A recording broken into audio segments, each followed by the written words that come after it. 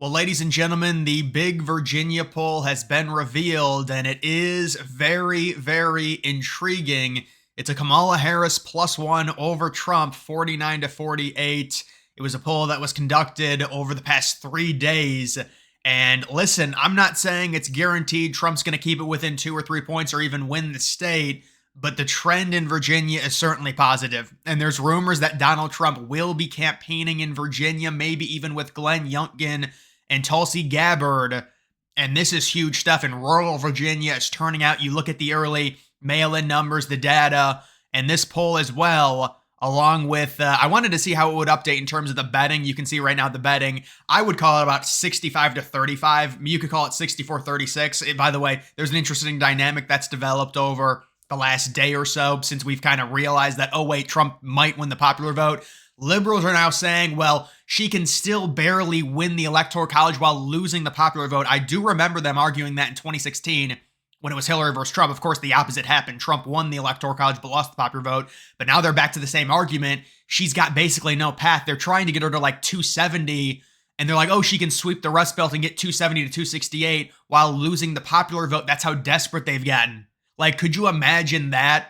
Now, taking a look at Virginia, it is basically 80-20 at this point, and it's moved pretty significantly, I would say, over the past few weeks, or I guess the past month, because originally it was around 90-10, and now it's about 80-20. So it's moved a good 10 points, and there's a number of reasons for that. The rumors that Trump potentially will be in Virginia seem to signal that the Republican internal polling is good enough to invest time, especially this is very precious time. You spend a day in Virginia. They obviously think they can win the state. And, you know, you could get a crazy scenario where maybe things don't go your way in the Rust Belt. You lose all three, but if you take Virginia and all the other swing states like we think he will, like Georgia's getting out of hand, North Carolina looks like a Trump victory. We know what's going on with the outrageous early voting in Nevada. Nobody expected this much in terms of Republicans crushing Democrats in the early vote. Arizona's always looked solid. Well, let's say things go bad in the Rust Belt, but if you take Virginia, you still win, even with losing all three of the Rust Belt states. So that's why maybe there's an extra path for Trump with Virginia. He visits there. We get a few more polls. Maybe Emerson does a poll. It's like a Harris +1. Now it comes down. It's maybe like 60-40 going into election night. That's basically a swing state. I mean, right now, Georgia's like 70-30 for Trump. And this is just betting it is. But also when you look at Georgia, the polls, the corresponding polls also would agree that that trend is correct, that Trump will be taking Georgia. He will be taking Arizona. Those are the two safest ones right now. I wouldn't call Nevada safe based on prior history, but the early voting is overwhelming in Nevada. And then, listen, it would be Virginia and Minnesota the next up on the list, but obviously there's going to be more of an investment into Virginia because you have the Glenn Youngkin factor. You've got the Glenn Youngkin factor. So that's where we stand right now with Virginia. That is a nice poll. We want to see more encouraging polls. The Kamala Harris +1. Maybe we get another Rasmussen. It is kind of funny that Rasmussen released an updated general election poll, and it has Harris +1. After all of these liberal, I mean, CNN comes out, they say it's tied.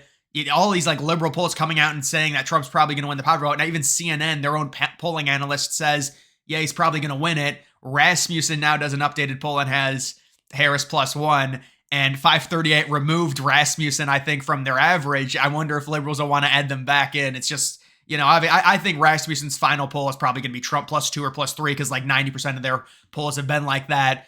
But either way, this is looking really, really good for Donald Trump with that new poll. And then you also do have, this is right now 538. They've got Trump 53% chance. Obviously, I never look at 538 just based on the way they input their the polls into their algorithm and their model. And these models are all based off of how much you weight certain polls. And for example, the reason I never pay attention to 538 is you look at a pollster like Quinnipiac. Quinnipiac was by far the worst pollster in 2020. It's not even close. You can't argue it. They were by far the most off. They way overestimated Biden in basically every state along with the popular vote.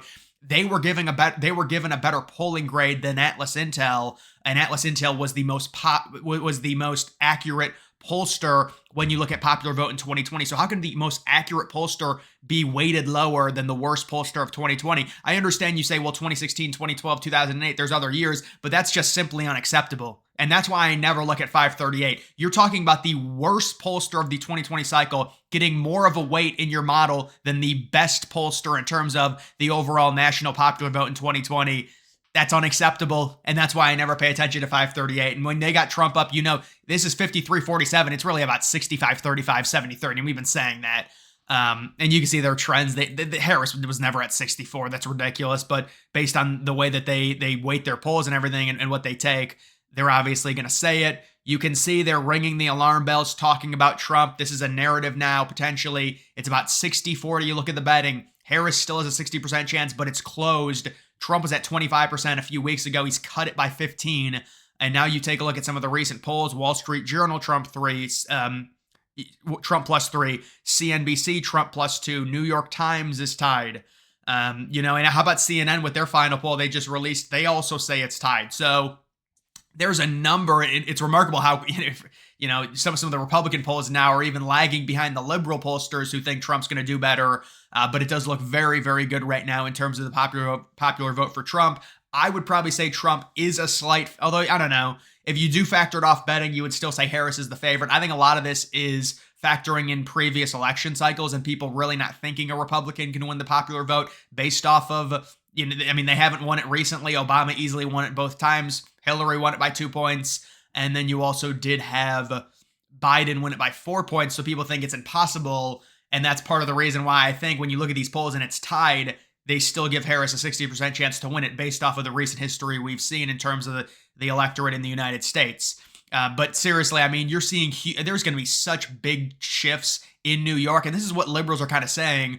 Well, if the swing states are still very close, you could get national polls that technically are +2 Trump, +3 Trump, because Trump's making up crazy ground in a New York, in an Illinois, in a New Jersey, and also extending his lead in Florida, because now it looks like Trump could win Florida by about 10 to 11 points. But they're saying, but the swing states are still ridiculously close. You're still getting like maybe a 1 point or like half a point margin in a Pennsylvania. So they're saying if we can eke out victories, it's kind of like the exact opposite of where Trump has been normally going into these elections, where it's like Trump becomes the favorite, not just in the overall electoral map, but also the popular vote, and they have to kind of shrimp and kind of find little patterns. And like, if we take all these states and we'll barely win with 270, but we'll lose the popular vote by 2 points. It's like, that's what they're doing now. It's crazy. We've completely flipped the script on this election. And now it's Harris that has to shrimp and try and get to 270 because, the smart people, the smart liberals, they'll tell you they've given up Georgia, they've given up Arizona. Nevada's been a disaster with the early vote. It's, only 5 electoral votes, whatever. But still, it's been a disaster. They're saying we need the Rust Belt. They have to win the Rust Belt. Michigan, we'll see what happens. There's been positive polls for Trump. The problem with Michigan is it got bombarded with 2 liberal pollsters, Bloomberg and Quinnipiac, that both had erroneous and bad polls. And it was Trump that had a lead, and it was Quinnipiac and Bloomberg that stifled the momentum in Michigan. Trump had a lead in Michigan in terms of the aggregate average by like 2 points. Now it was like 1.5, but still.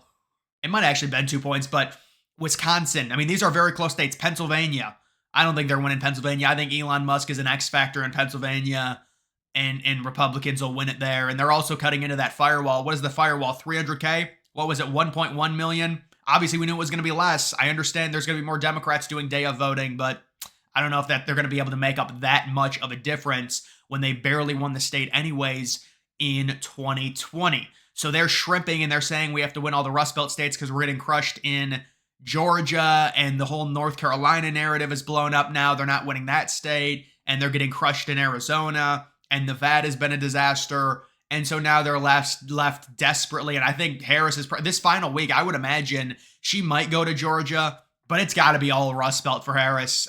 She at this point, it's like you go to Arizona, you're not going to Arizona. You're not making a trip it has to be the Rust Belt.